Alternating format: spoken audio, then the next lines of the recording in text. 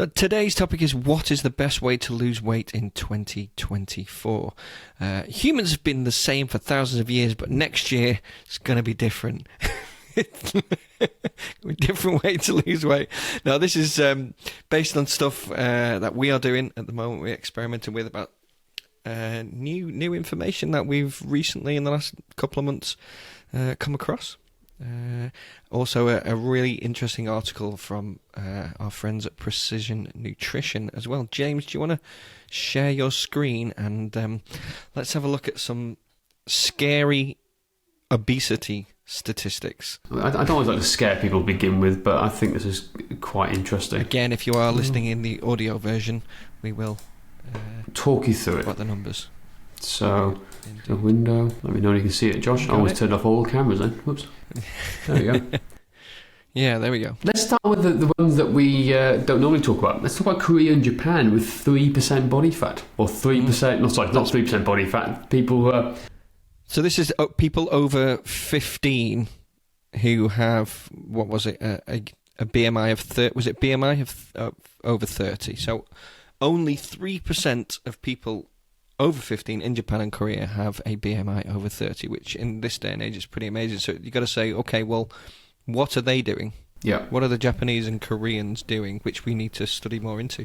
Well, I don't really know much. I've never been to Japan or Korea. I'd love to go there. But if you look further up the list and what they have here, they're talking about your Italy, Austria, France are all at 9%. Now, I've had this conversation with Brian St. Pierre of Precision Nutrition as well about this, because I find this fascinating, because there's a lot of stodge in their food. There's a lot of food. It's all about health. It's all about eating.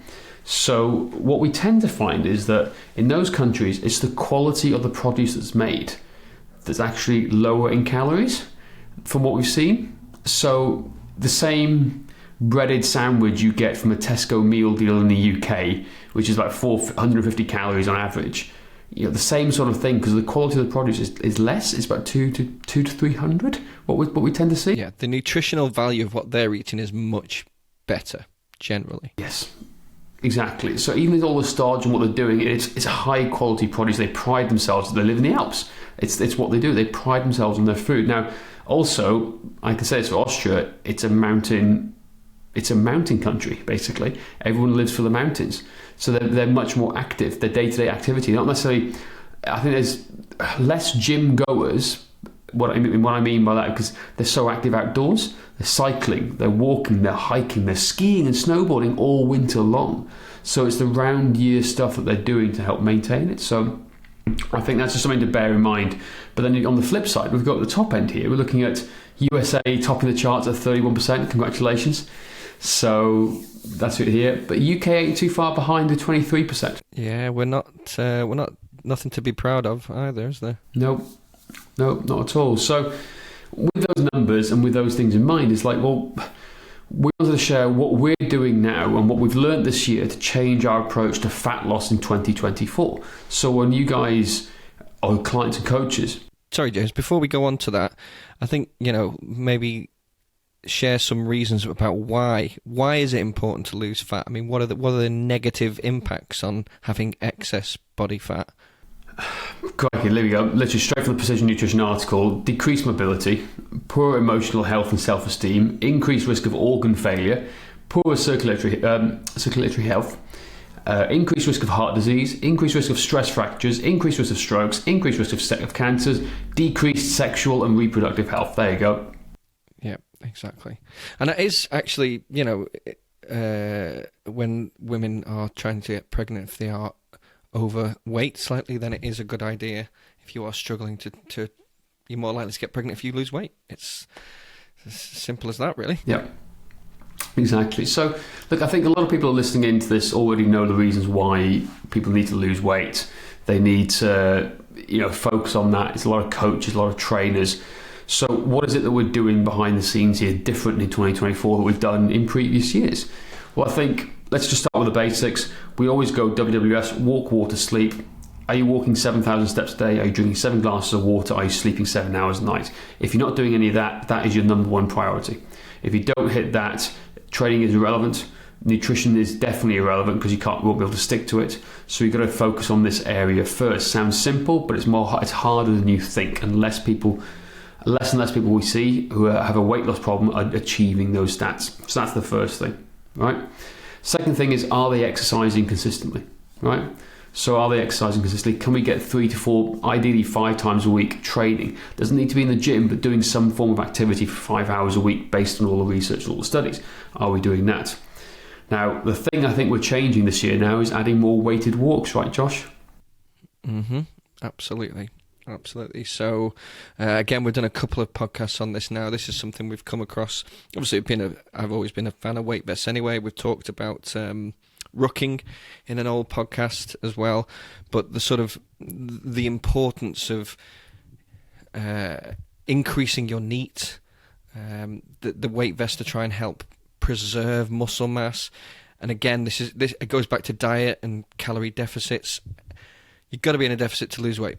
It's as simple as that, but it's about how you create that deficit, because now we're looking at what are known as high energy flux diets. So not having to have 500 calorie deficit within your diet, you can have a smaller deficit, but increase your NEAT, energy expenditure, to create that deficit. Now it's like, well, don't people do that with exercise anyway? Exercise you work really hard and it doesn't actually burn that many calories.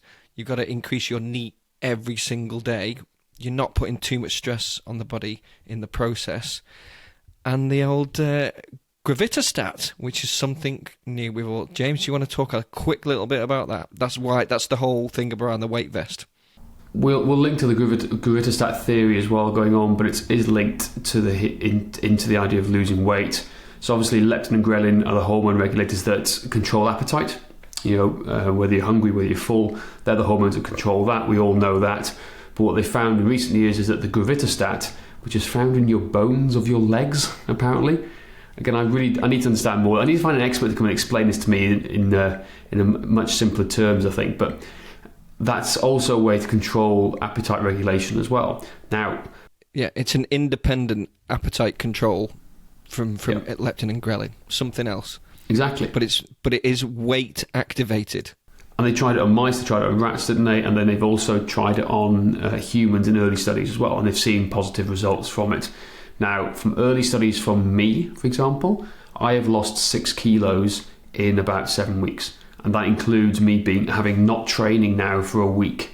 And I am, not feeling great because I've got man flu, right? So I haven't worn my weight vest this week, but we've led to these different stages building up to it. What I found is it's the simplest, easiest weight loss I've ever had. I haven't had the same hunger pangs and cravings for food as I normally do. I think that's the really important one to point out, actually, because being in a calorie deficit on a diet, in inverted commas, is hard, isn't it? Yeah. But you haven't experienced that. Not experienced it. Not experienced it at all. It's so strange that, yes, maybe a little bit of energy, lapses at times, because obviously I'm eating less calories, but also I'm wearing this weight vest 8 hours a day. Yeah. So, and that's what I'm doing. So, it's not going to be suitable for everybody, but what we found is that by wearing that weight vest, I'm increasing my NEAT exponentially. I'm going for a walk with my vest on. I'm doing training as per normal, and I'm in a calorie deficit, and it is literally falling off me. Literally. And I've had comments in the last couple of weeks. Yeah, whilst preserving muscle mass, exactly. That's really important too. So I've had comments from people saying, here, like I said to you before we came on air, Josh, I've just had to throw out a bunch of clothes. It's ridiculous. So it's affected me in a positive way, but I've never had to lose weight. Yeah. I've never lost weight this quickly, this easily in my life ever before.